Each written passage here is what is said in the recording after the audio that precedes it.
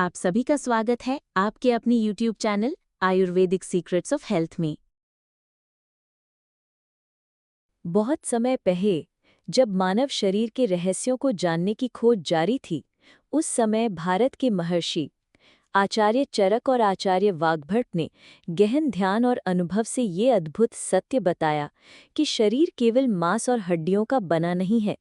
ये तो 7 जीवित स्तंभों पर टिका है, जिन्हें कहते हैं सप्तधातु। आइए इन्हें एक-एक करके जानें। पहला, रस धातु। ये भोजन का सार है। जैसे नदियां भूमि को सींचती हैं, वैसे ही रस हमारे शरीर को पोषण देता है। ये हमें ताजगी, स्फूर्ति और जीवन शक्ति प्रदान करता है। दूसरा, रक्त धातु। चरक मुनि कहते हैं, रक्तम जीवस्य मूलम, अर्थात रक्त जीवन का मूल है। ये सूर्य की तरह शरीर को उष्णता और ऊर्जा देता है।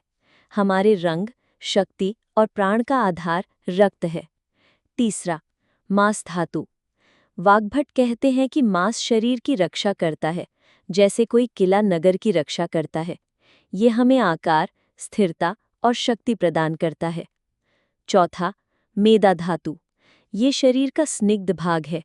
ये हमें कोमलता, चिकनाई और ऊर्जा का भंडार देता है। मेदा हमारे शरीर को सुचारू रूप से चलाने के लिए आवश्यक है। पांचवा, अस्थि धातु।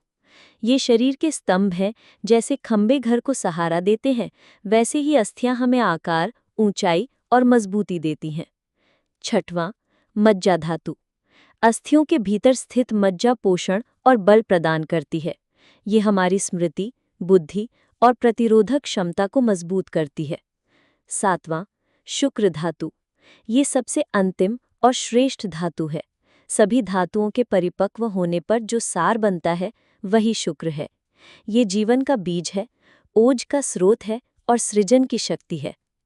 और इस प्रकार आचार्य कहते हैं कि जब सप्त धातु शुद्ध, संतुलित और शक्तिशाली रहते हैं, तब मनुष्य दीर्घायु, स्वस्थ और तेजस्वी होता है।